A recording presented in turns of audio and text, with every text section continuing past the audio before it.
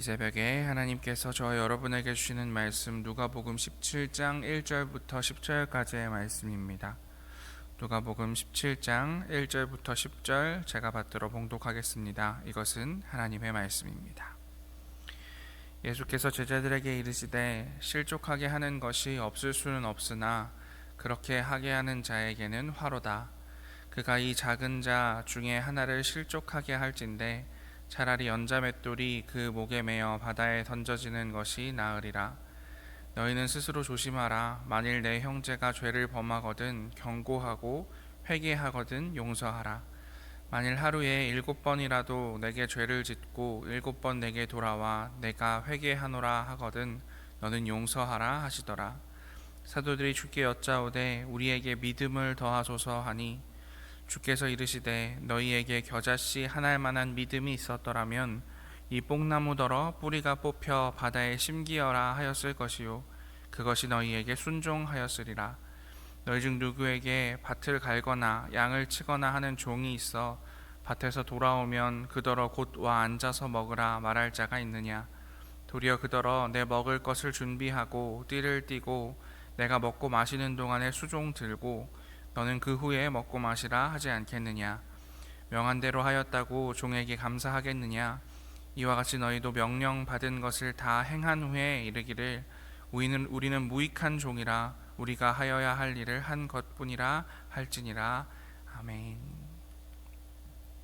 오늘 누가복음 17장 1절에서 10절까지의 말씀을 중심으로 용서와 믿음과 순종이라는 제목으로 함께 하나님 말씀 나누도록 하겠습니다.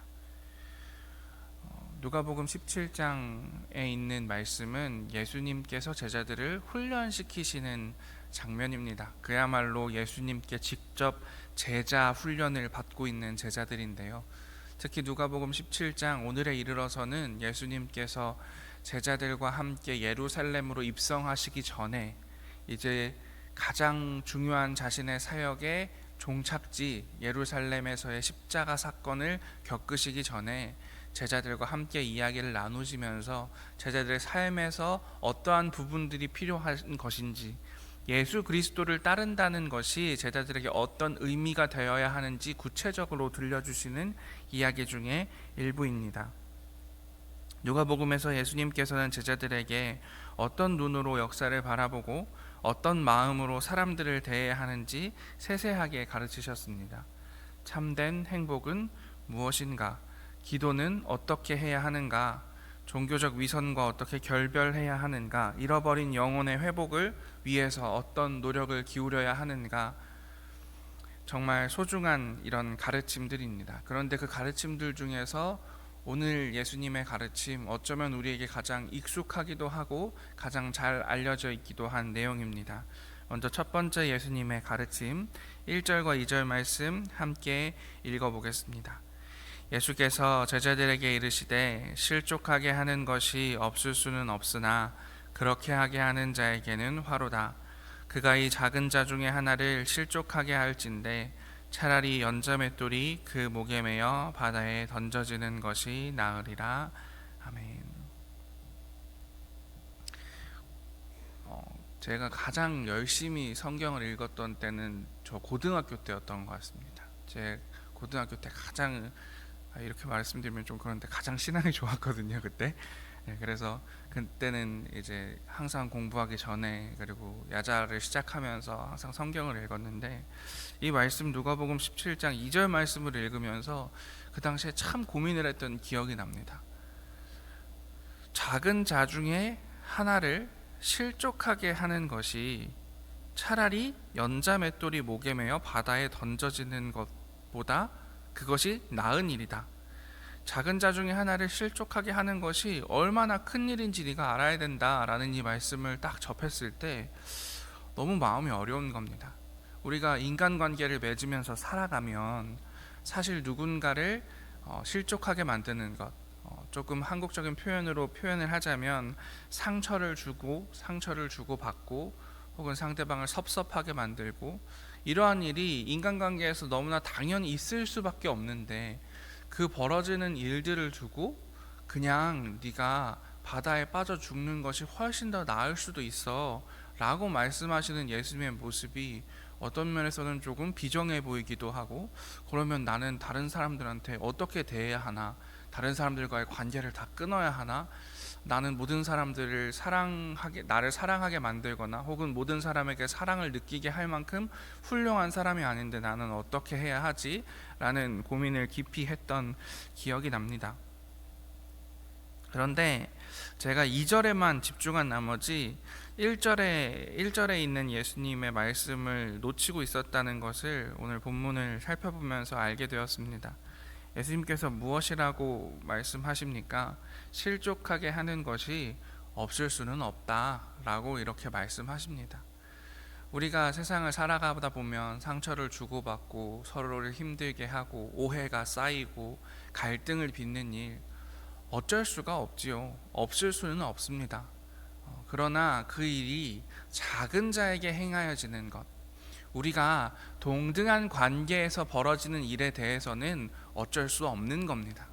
그런데 내가 높은 자리에 있는데 나보다 낮은 사람, 나보다 못한 사람, 나보다 힘 없는 사람, 나보다 부족한 사람, 그 사람을 실족하게 하는 것, 그 사람에게 우리가 흔히 말하는 갑질하는 것, 그것 옳지 못하다, 그렇게 하면 되지 않는다 라고 예수님께서 말씀하시는 겁니다. 갑의 자리에 있는 사람이 무심코 한 말이 을에게는 치명적인 상처가 되기도 합니다. 아이들이 재미삼아 던지는 돌이 개구리에게는 죽음의 위협일 수도 있습니다. 주님은 작은 자 하나를 걸러 넘어지게 하는 이들 차라리 목에 맷돌을 매달고 바다에 빠지는 게 나을 것이라고 말씀하십니다. 너무나 엄중한 말씀입니다. 이것이 우리들의 삶에서 어떻게 자리 잡아야 하는지 오늘 한번 고민해 보시기를 바랍니다. 조금 어려운 말씀을 하신 뒤에 예수님께서 3절과 4절에서 두 번째 가르침, 어쩌면 더 어려울지도 모르는 가르침을 우리에게 더해 주고 계십니다. 함께 읽어보겠습니다. 너희는 스스로 조심하라. 만일 내 형제가 죄를 범하거든 경고하고 회개하거든 용서하라. 만일 하루에 7번이라도 내게 죄를 짓고 7번 내게 돌아와 내가 회개하노라 하거든 너는 용서하라 하시더라. 아멘. 오늘 이 3절과 4절의 말씀도 어떻게 생각해 보면 방금 전에 제가 표현한 것처럼 우리가 해야 할 무언가를 더하는 것처럼 보여집니다. 하지만 2절에서 우리가 느꼈던 당혹감, 어떻게 하면 우리가 살 수 있지? 라는 그 무거운 마음을 생각한다면 어떤 면에서는 3절과 4절은 우리에게 위로가 되기도 합니다. 우리가 잘못할 수 있다는 겁니다. 그렇게 하면 안 되지만 너무나 커다란 잘못이지만 우리는 부족해서 그런 삶을 반복적으로 살아갈지도 모른다는 것이지요. 그런데 예수께서는 이렇게 말씀하십니다. 하루에 7번이라도 내게 죄를 짓고 7번 내게 돌아와 내가 회개하노라 하거든 너는 용서하라. 그러니 중요한 것은 돌이킴이라는 것입니다. 우리의 삶 가운데 필요한 것은 완벽한 삶일지도 모릅니다. 그런데 그것은 오늘 우리의 삶 가운데서 일어나는 일은 아니겠지요. 완벽한 삶은 주님과 함께 하게 될 하나님의 나라, 이 땅에 다시 이루어질 그 하나님 나라에서 살게 될 때 그때 성령의 도우심으로 인해서 우리가 가지고 갈 수 있는 삶일 것입니다. 그러나 현실에서는 그 일이 어렵겠지요. 그럴 때 우리가 해야 되는 일은 돌이키는 것입니다. 잘못한 것이 있으면 용서를 구하는 일입니다. 그리고 그것이 나에게만 적용되는 것이 아니라 다른 이에게도 적용돼야 한다라고 예수께서는 말씀하십니다. 그런데 대놓고 무차별적으로 용서하는 것보다 더 어려운 것을 예수께서는 요구하고 계십니다. 3절에 보면 너희는 스스로 조심하라. 만일 내 형제가 죄를 범하거든 경고하고 회개하거든 용서하라라고 말씀하십니다. 잘못된 일을 보고도 모른 채 눈 감아주는 것, 덮어놓고 용서하는 것보다 어려운 것이 바른 꾸짖음입니다. 여러분 생각해 보십시오. 누군가가 잘못하고 있는 것을 발견하게 된다 그러고 생각해 보십시오. 가장 어려운 것은 무엇입니까? 누구야? 너 그렇게 살면 안 돼 라고 이야기하는 것, 그것이 마음속으로 하나님, 그냥 저 사람 우리 모두 죄인이니 용서하겠습니다 하는 것보다 1000배 만배 어려운 일입니다. 그런데 예수께서는 이렇게 말씀하십니다. 믿음의 형제가 죄를 짓거든 꾸짖으라고 하십니다. 꾸짖음은 모멸감을 안겨주기 위한 것이 아니라 그가 바로 서도록 하기 위한 것입니다. 그리고 그렇게 꾸짖어 주고 난 뒤에 그가 회개하면 몇 번이라도 용서해 주라고 하십니다. 동등한 인간관계를 가지는 것, 바르게 꾸짖고 꾸짖은 뒤에는 한없이 용서하는 것, 이것이 예수님께서 하신 가르침이었습니다. 제자답게 살려면, 내 제자가 되려면 이렇게 살아야 된다, 예수님께서는 말씀하십니다. 어떠십니까, 여러분? 예수님 제자로 사는 방법 알았으니 잘 실천하실 수 있으시겠습니까? 쉽게 아멘이 나오거나 네 하기가 어려우시죠. 아마 우리가 지금 느끼고 있는 이 감정을 제자들도 느낀 모양입니다. 그래서 사도들이 이렇게 말했다라고 말합니다. 5절 말씀 함께 읽겠습니다. 사도들이 주께 여짜오되 우리에게 믿음을 더하소서 하니. 아멘.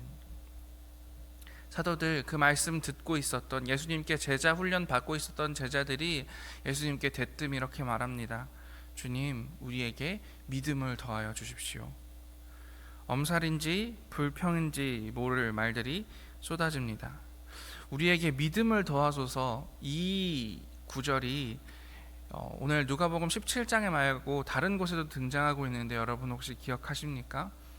예수님께서 변화산에 올라가셔서 산상변모를 하시고 나서 내려오셨을 때, 그때 밑에서는 제자들이 어린아이 하나의 병을 치료하지 못해서 어려움을 겪고 있었습니다. 그때 예수님께서 제자들에게 말씀하셨죠. 이 믿음이 적은 자들아 라고 예수님께서 말씀하셨습니다. 그러니까 주님께 제자들이 주님 우리에게 믿음을 더하여 주십시오 라는 것은 제가 믿음이 없어서 이걸 못하겠습니다 라는 말이 아닙니다. 예수님께 이렇게 이야기하고 있는 겁니다. 그게 됩니까, 주님? 그건 기적이나 이적 같은 일입니다. 다른 사람을 온전히 평등하게 대하라고요? 다른 사람에게 잘못이 있을 때 바른 조언을 하고 그 사람이 용서를 구한다면 70번씩 7번이라도 용서하라고요? 그게 됩니까? 그게 사람으로서 할 수 있는 일입니까? 그거는 이적과 기적 같은 일이고 나의 힘으로는 아예 할 수 없으니 주님 그 능력을 나에게 주십시오 라는 말뜻입니다. 주님께서는 이들에게 말씀하십니다. 6절 말씀입니다. 함께 읽습니다. 주께서 이르시되 너희에게 겨자씨 하나일 만한 믿음이 있었더라면 이 뽕나무더러 뿌리가 뽑혀 바다에 심기어라 하였을 것이요 그것이 너희에게 순종하였으리라. 아멘. 예수님께서 믿음 없이는 이것 안 됩니다, 이거 기적과 이적 같은 일입니다 라고 불평하는 제자들에게 겨자씨 하나일 만한 믿음이 있었더라면 못하는 것이 없을 것이다 라고 이야기하십니다. 뽕나무는 그 시대에 가장 뿌리가 깊은 나무로 알려져 있었습니다. 그러니 뽕나무를 뿌리가 뽑혀서 바다에 심는다라는 것은 불가능한 일을 되도록 만든다는 것입니다. 뽕나무의 뿌리에 대해서 잘 모른다고 하더라도 뽕나무가 바다에 심기우는 것이 말이 안 되는 일이라는 것은 우리가 다 알 수 있죠. 이것은 믿음을 가지기만 하면 뭐든지 될 것이라는 주문이 아닙니다. 예수님께서는 제자들에게 무엇을 요구하고 계십니까? 다른 사람들을 위해서 마음을 써라, 조언하고 용서하는 일을 해라. 그것이 그렇게 삶에서 치열하게 다른 사람들과 어떻게 살아갈 것인지 스스로를 점검하라 라고 말씀하고 계시는 예수님. 그런데 그 일을 하고 싶지 않아 하는 제자들에게 무작정 그건 기적과 같은 일이라고, 천사와 같은 이들이나 할 수 있는 것이라 배째라 하는 제자들에게 하시는 예수님의 엄중한 꾸짖음입니다. 대단한 믿음이 필요한 것이 아니다. 그것은 결코 이적과 기적 같은 것이 아니다. 너희에게 그 필요한 대단한 능력이라고는 겨자씨 같은 것만 필요할 뿐이다. 너희에게 진짜 필요한 것은 하나님의 말씀, 그렇게 살라고 하시는 하나님의 뜻에 순종하는 것이다, 예수님께서 말씀하십니다. 그리고 뒤이어서 7절에서 10절까지는 순종에 대한 말씀을 하십니다. 어떤 종과 주인이 있다라고 예수님께서는 말씀하시면서 종이 하루 종일 자신이 해야 하는 일, 밭을 갈거나 양을 치다가 집에 돌아오면 주인이 종에게 고생했다고, 수고했다고, 이제껏 애썼으니 내가 밥상 차려줄 테니 너는 앉아서 편히 먹기만 하라고 하느냐? 라고 예수님께서는 질문하십니다. 그렇지 않다고, 종은 밭을 갈고 돌아왔든 양을 치고 돌아왔든 그 주인이 먹을 식사를 그 이후에서 집에서도 차리고 옆에서 지켜보고 그 주인이 다 식사한 후에나 자신의 것을 챙기는 것이다 이야기하십니다. 9절과 10절에 예수님께서 이렇게 말씀하십니다. 명한 대로 하였다고 종에게 감사하겠느냐? 이와 같이 너희도 명령받은 것을 다 행한 후에 이르기를 우리는 무익한 종이라 우리가 하여야 할 일을 한 것뿐이라 할지니라. 아멘. 예수님께서는 제자들을 가르치셨습니다. 그런데 그 내용이 사실 그리 특별한 내용은 아니었습니다. 구약에서 하나님께서 이스라엘 백성들에게 요청하신 것, 가장 작은 자를 돌보아라, 서로가 서로를 사랑하여라, 용서하여 주고 잘못된 길에 빠지지 않도록 서로 조언하여라, 이것이 예수께서 가르치신 이야기였습니다. 하나님께서 하라고 우리에게 명령하신 것들이었습니다. 그러나 제자들이 원한 것은 무엇이었습니까? 그런 내 스스로를 돌아보는 삶, 내 스스로를 하나님께 헌신하기 위해서 계속해서 나를 점검하는 삶, 그 삶보다는 예수님 좀 더 쉬운 것 없습니까? 예수님 좀 더 치트키 같은 것 없습니까? 예수님 그냥 잘 될 수 있는 주문 같은 것 없습니까? 제자들이 구한 것은 그런 것이었습니다. 그런 제자들에게 예수님 말씀하십니다. 너희에게 필요한 기적과 이적은 겨자씨만한 것이고 너희가 살아가야 할 제자의 길은 용서와 믿음과 순종이다. 2000년 전에만 그랬고 오늘은 그렇지 않을까요? 저는 그렇지 않다고 생각합니다. 여러분, 우리는 교회를 왜 다닐까요? 기적과 이적을 보기 위해서 교회를 다니는 것입니까? 우리가 기도했을 때 누군가 나와서 내 기도에는 힘이 있구나 라는 효능감을 느끼기 위해서 교회를 다닙니까?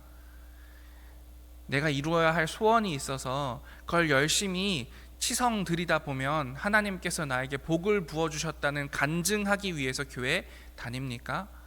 아닙니다. 우리가 교회 다니는 이유는 하나님께서 명령하셨고 주님께서 지키고 사셔서 보여주셨던 용서와 믿음과 순종의 삶을 사는 것, 그 삶으로 하나님 나라를 이루어가는 것, 그것이 우리에게 주어진 소명이고 사명일 것입니다. 그것이 예수 그리스도를 따라 살아가는 제자의 길일 것이라 믿습니다. 그러니 여러분, 우리는 예수를 따르며 무엇을 구합니까?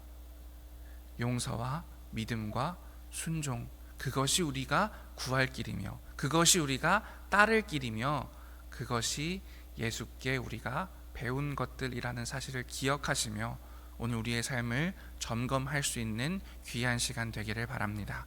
우리 함께 기도하겠습니다. 하나님 감사합니다. 예수께서 제자들을 가르치신 이야기를 통하여서 그리고 사도들의 태도를 바라보면서 오늘 우리의 삶을 돌아봅니다. 하나님께서 예수님께서 우리에게 요구하신 용서와 믿음과 순종의 삶, 그 삶 살아갈 수 있도록 축복하시고 인도하여 주시옵소서. 그것이 우리의 삶의 소명과 사명되어서 이 땅을 조금 더 하나님 나라 만들어갈 수 있도록 인도하시고 역사하여 주시옵소서. 모든 말씀 예수님 이름으로 기도합니다. 아멘. 우리 주여 믿습니다. 3번 고백하고 함께 기도의 자리로 나아가겠습니다.